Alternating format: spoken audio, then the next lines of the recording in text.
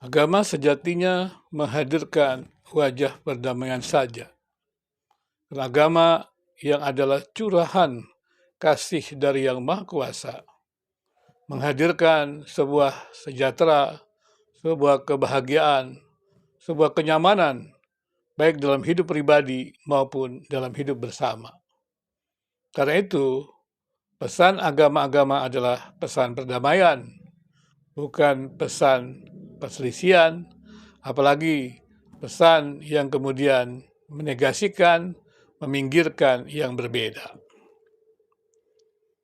Seperti saya yakini bahwa berita agama sejatinya menghadirkan damai, kebaikan, dan penghargaan terhadap sesama manusia. Mengapa keyakinan itu muncul? Karena Tuhan pencipta manusia tentu bukan hanya menjelaskan dirinya, tetapi juga menjelaskan segala karya-karyanya untuk manusia mengenal Tuhan yang Maha Kuasa itu, yang transenden itu. Dan kemudian juga manusia yang beragama itu dapat hidup mentaati Tuhan, hidup dalam kebenaran, kebaikan, kasih, dan kemudian juga mempromosikan persatuan antar sesama manusia. Hidup mentaati Tuhan dengan melakukan hukum-hukum Tuhan yang baik, tentu saja secara bersamaan akan membawa umat beragama hidup mengasihi sesama dan berusaha untuk kesejahteraan sesama manusia. Tetapi pada realitasnya, kenapa mereka yang mempromosikan agama itu seringkali terjebak pada fanatisme beragama dan kemudian juga menjurus kepada gerakan-gerakan radikalisme yang menyingkirkan yang berbeda dan ingin menguasai ruang publik dan bahkan negara. Dan kalau saya bicara di medsos, maka gerakan-gerakan radikalisme agama yang menguasai medsos itu bisa dimulai daripada debat-debat yang kemudian menimbulkan fanatisme dan selanjutnya adalah menyingkirkan yang berbeda. Menurut saya ini bukan kabar agama, bukan berita agama, tapi ada kepentingan ekonomi maupun politik dari mereka yang menggunakan agama sebagai instrumen. Menurut saya, apologet yang memaki agama yang berbeda, menggunakan kata-kata kotor, kutukan, sama saja dengan menghapus yang berbeda di ruang publik. Dan itu bisa dikategorikan radikalisme agama di medsos. Saya memperhatikan debat, ya, baik debat Juma, ya, Rifa, juga debat-debat dari Kristen yang lain juga, ya. Ketika Ellen Meron juga berdebat dengan Rifa, dan demikian juga debat-debat yang lain. Saya selalu mengingatkan, debat itu mengandaikan adanya klaim absolut. Dan kemudian, karena para pendebat itu merasa klaimnya absolut, maka yang dilakukan adalah bukan menyaksikan imannya, tetapi menghancurkan klaim orang lain yang dianggapnya tidak absolut untuk menawarkan klaimnya yang absolut. Nah, kalau pekabaran nilai-nilai eksklusif itu tidak dilandasi semangat persaudaraan, semangat sebagai sesama ciptaan Tuhan, yang terjadi adalah saling menghancurkan, saling menjelekkan, saling memaki, saling menghujat. Mestinya itu dijauhkan dari wajah agama. Apalagi agama itu kan iman. Mendebatkan sesuatu dikatakan masuk akal atau tidak masuk akal. Ya tidak ada agama yang masuk akal. Cobalah dengarkan para ateisme atau agnotisme yang berbicara itu. Mereka bicara dengan jujur, dan mestinya mereka yang mengaku diri beragama malu ketika melihat channel-channel ateis, memang tidak semua, yang baik, yang mengandalkan kemanusiaan, ya, manusia yang berbudi, berakal itu, dan berdiskusi dengan baik. Mestinya apologet-apologet agama perlu belajar dari mereka, dan jangan merasa diri sudah bisa. Agama pada satu sisi dapat menjadi agen pembawa damai. Itu adalah fenomenanya kita lihat. Namun pada sisi yang lain juga menampilkan wajah garang yang tampil dalam konflik agama. Dari awal saya sudah katakan, ada kepentingan ekonomi dan politik yang memakai agama menjadi instrumen dan kemudian menampilkan wajah ganda agama, yaitu wajah kekerasan dan wajah damai. Umat beragama di Indonesia termasuk umat Kristen perlu mewaspadai fanatisme agama yang dekat dengan radikalisme agama yang kerap menampilkan kekerasan agama. Dan fenomena ini saya lihat dalam debat-debat agama di medsos. Dan menurut saya debat-debat agama di medsos itu perlu dihentikan karena tidak ada nilai akademisnya, maafkan saya. Yang ada adalah ya cara-cara yang tidak baik untuk membungkam yang lain, untuk mengatakan yang lain kalah, yang lain tidak logis. Tapi cara-caranya juga tidak logis. Gitu. Dan yang lucunya lagi adalah selalu saja mereka merujuk kepada kitab-kitab agama. Padahal mereka itu orang-orang yang baru belajar agama, mungkin masih muda-muda lagi. Bagaimana mereka bisa menjadi ahli tafsir agama? Nah, kalau di Kristen, ya saya hanya senyum-senyum saja. Ketika orang yang baru lulus atau mungkin baru belajar di tingkat-tingkat tertentu, dia merasa jadi ahli. Padahal mengerjakan teologi itu sesuatu yang tidak mudah. Ya, untuk tipe level sarjana mungkin dia hanya bisa mengutip sana-sini pandangan-pandangan yang lain.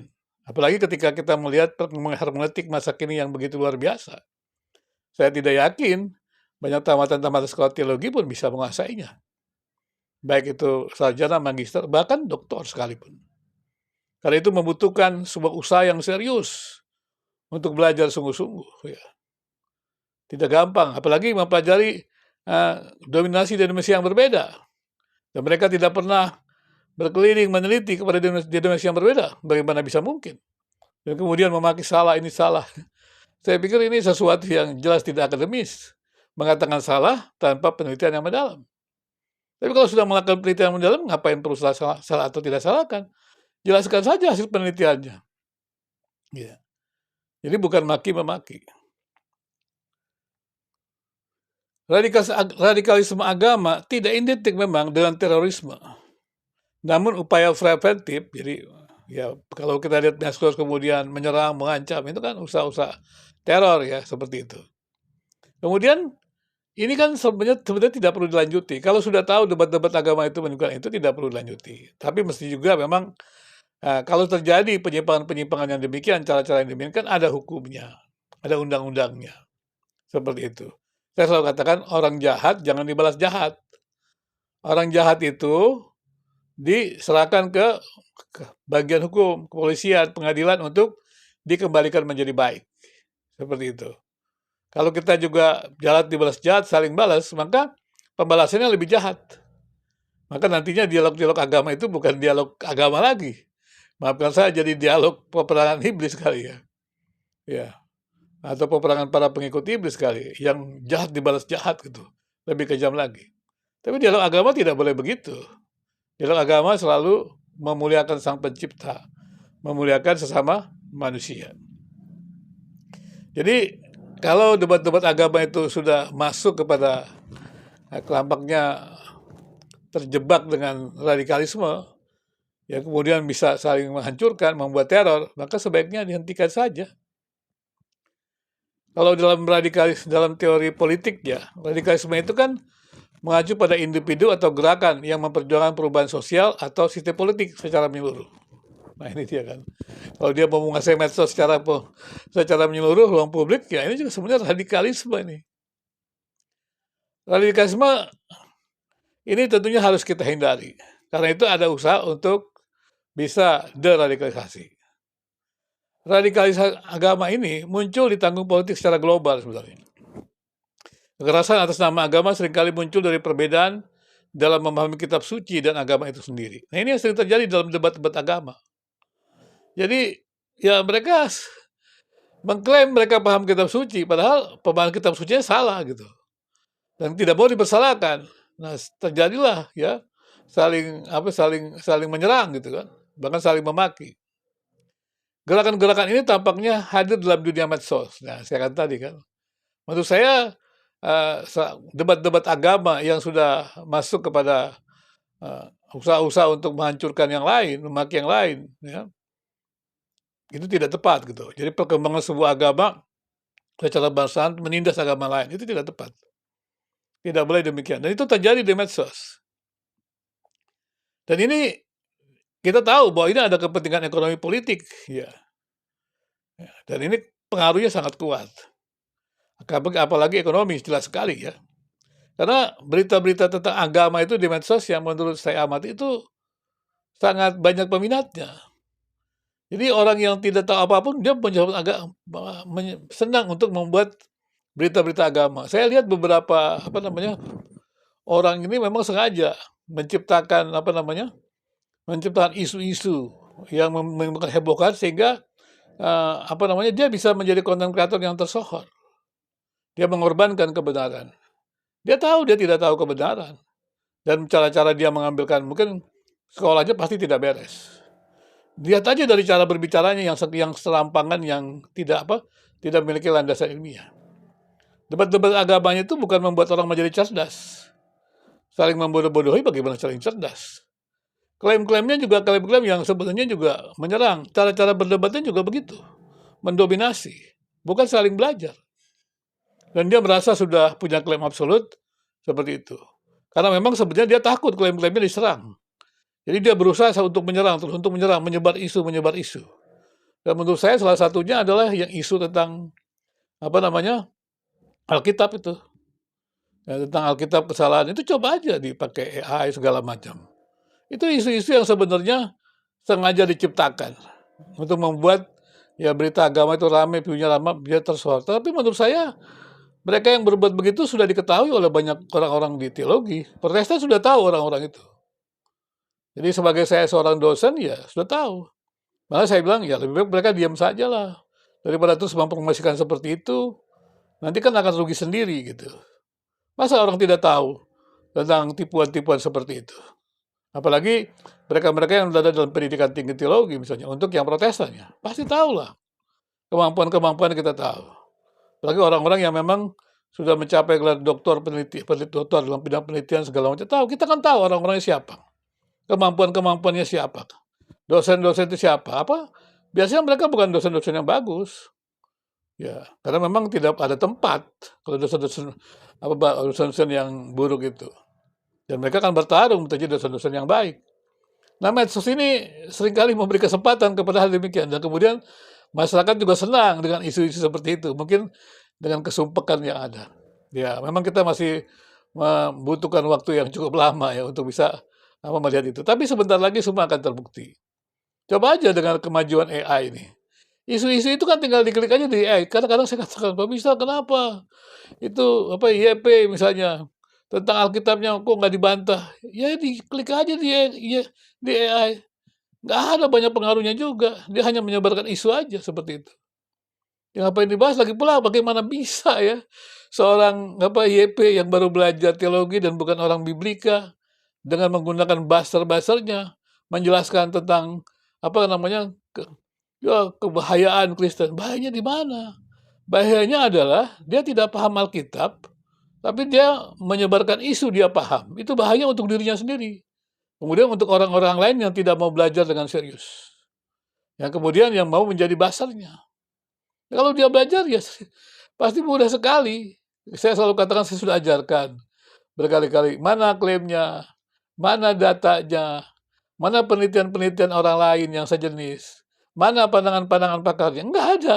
Dia menempatkan dirinya, merumuskan ini temuan saya, menerjemahkan dia sendiri juga. Ini pakar. Itu bukan pakar. Enggak ada. Kualitas akademisnya enggak ada. Makanya saya katakan, dia katakan jurnal Q1. Q1 itu banyak yang bayar jurnal-jurnal itu. Bukan saya katakan bayar, saya akan periksa aja. Yang bayar itu banyak. Banyak juga ada orang joki-jokinya. Makanya kalau banyak orang-orang di dosen itu mencari itu joki-joki banyak. Bahkan saya menemukan dosen sudah naik pangkat pakai jurnal predator.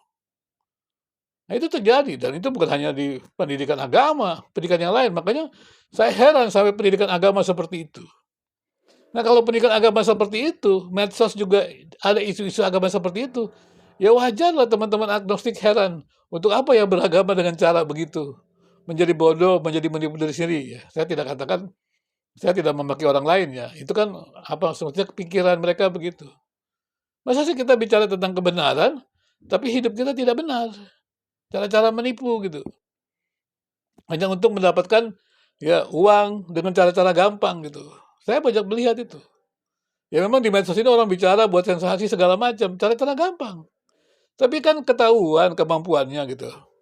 Kemampuan berpikirnya kan kita tahu. Siapa sih yang tidak tahu dengan cara itu? Yang tidak tahu ya memang orang-orang yang memang tidak punya kemampuan berpikir kritis. Ya, karena itu saya selalu ingatkan untuk masuk di medsos ini, Anda mesti punya kemampuan berpikir kritis, critical thinking gitu. Jangan lot, ya, low order thinking. Apa yang dikatakan orang ditelan, apa yang dikatakan orang ditelan. Itu mah bukan kemampuan berpikir kritis. Kalau kemampuan berpikir kritis, kita tanya, misalnya seperti peristiwa YP, Alkitab memiliki 6.000 basa-basan. Terus ini maksudnya apa? Menyebar isu, ya, atau ingin memberitahukan sesuatu. Kalau memberitahukan sesuatu, kapan penelitiannya? Bukti-buktinya di mana? Siapa saja yang pernah meneliti yang sama? Pakar-pakar mana yang pakar-pakar apa saja yang sama dengan dia pikirannya? Itu namanya kritis. Ini tiba-tiba ada orang muncul baru tamat sekolah tinggi teologi, Alkitab punya kesalahan, dia terjemahkan Alkitab sendiri, dan dia bilang jangan bicara doktrin. Padahal ya mana bisa orang tidak bicara doktrin, dia baca Alkitab, ya dia tafsir, dia doktrin. Itu aja dia nggak ngerti. Mengerikan sekali menurut saya. Ya, jadi menurut saya apologet Kristen ya mesti hati-hati. Jangan seperti membela Tuhan. Menurut saya mereka tidak sedang membela Tuhan sama sekali. Mereka sedang menutupi dirinya kalau mereka yang apa namanya yang takut gitu, bahwa klaim absolutnya gagal. Memang tidak ada klaim yang absolut. Tapi apologet kan mengandaikan mereka mempunyai klaim absolut. Kenapa sih kita harus memegang klaim-klaim absolut? Protestantisme kan sudah menjelaskan tidak ada doktrin, dogma yang sempurna. Kemudian debat-debat memakai kitab suci. Yang lebih lucu lagi lah debat-debat kitab suci. Saya mendengarkan Juma. Oh, saya ini ahli empat bahasa. Memang mendasar Alkitab itu sekolah bahasa. Ya, ya harusnya penelitian agama gitu, bukan sekolah bahasa. Kemudian juga ada lagi apa waktu siapa Elia Meron bicara dengan Uni Riva. Wah, ini kamu nafsir begini, kenapa ini tidak logis? Ya agama yang memang tidak logis. Ya namanya juga dari iman. Mana ada kitab agama yang logis? Kalau dia buat kitab baru lagi yang dihasilkan oleh karya manusia baru logis. Hanya karya manusia full lah, itu logis. Makanya kemudian teman-teman yang agnostik mengatakan, wah ini cerita dongeng, karena tidak logis. Hampir setiap kitab suci ada itu. Memang tidak logis, tapi kan bukannya cerita dongeng. Ada keyakinan dari orang beragama, imannya adalah, itu adalah penyingkapan Tuhan, penyataan Tuhan, pemberitahuan Tuhan, pengilhaman Tuhan, wahyu Tuhan, kan begitu. Tapi kan teman-teman yang agnostis yang meneliti semuanya kan tidak bisa menerimanya. Nah, kalau kita ingin mengatakan kitab-kitab agama itu adalah logis, ya kitab agama yang mana yang logis? Sudah bicara tentang Tuhan saja tidak logis. Ya, maksudnya tidak ada bukti-bukti yang ada. Bagaimana Anda menjelaskan itu? Ya, mana bisa membuktikan tentang adanya Tuhan? Seperti itu. Walaupun istilah logis atau tidak logis ini mesti ada. Maksud saya adalah membuktikan empiris gitu. Tidak rasional. Ya, ya. Itu terjadi. Maka itu saya katakan bahwa ya kesaksian agama harusnya kesaksian diskusi, kesaksian agama ya cerita. Jangan kita bicara tentang pemaksaan, jangan debat-debat doktrin, cerita, kesaksian. Kemudian tampilkan hidup yang benar. Jadi komunikasikan dengan cara yang benar, bukan cara memaki. Nah, kemudian ada lagi gereja menekankan antar agama. Gereja-gereja yang tidak menjaga doktrin, dia adalah melawan Tuhan. Hah? Tuhan akan marah. Doktrin itu apa? Seluruh hidup kan doktrin. Ada yang mengatakan jangan berkhotbah hanya tentang masalah keluarga. Ya, memang kenapa? Seperti itu. Jadi sudah membingungkan saya lihat seperti ini. Jadi debat-debat agama itu ya Nggak perlu dilakukan seperti itu, dia harus istilahnya cerita saja, "Saya menyaksikan tentang doktrin, jemaat saya bertumbuh begini-begini." Kan bagus. Ini yang bicara tentang doktrin, jemaatnya nggak bertumbuh. Yang tidak bicara maksudnya doktrin juga, yang bicara hal yang diserang, jemaatnya bertumbuh. Mana yang benar? Jadi jangan jangan mengklaim, "Saya yang benar." Buktinya apa benar? Nah, seperti itu. Jadi menurut saya apologet agama ya tidak perlu membela Tuhan. Karena sebenarnya Tuhan tidak perlu dibela. Dan Anda sebenarnya sedang menutupi diri untuk membela diri Anda sendiri. Menutupi bahwa Anda terbatas, menutupi Anda tidak paham. Ya nggak usah malu. Memang iman tidak perlu bukti. Dan kita juga tidak sedang mengajak orang beramai-ramai masuk agama kita. Karena masuk agama itu kan iman. Tapi yang memang ya, ketika saya meneliti, mungkin sengaja itu diperdebatkan terus sebagai konten kreator. Saya juga melihat begitu. Kalau konten kreator terkait dengan agama, isu-isu yang kontroversial memang ramai. Tapi kan tidak perlu kita menggunakan isu-isu yang bukan berisi kebenaran, bukan berisi data. Persepsi hanya untuk menimbulkan keonaran, sensasi-sensasi saja yang tidak mendidik masyarakat. Tidak mendidik ruang publik ini jadi baik. Kiranya apologet agama perlu menyadari bahwa yang perlu dimuliakan adalah Tuhan, agama itu, bukan kitanya. Umat beragama jangan menggunakan agama untuk kepentingan individunya, kepentingan politik, tetapi biarlah kita beragama orientasinya adalah pada kemuliaan agama.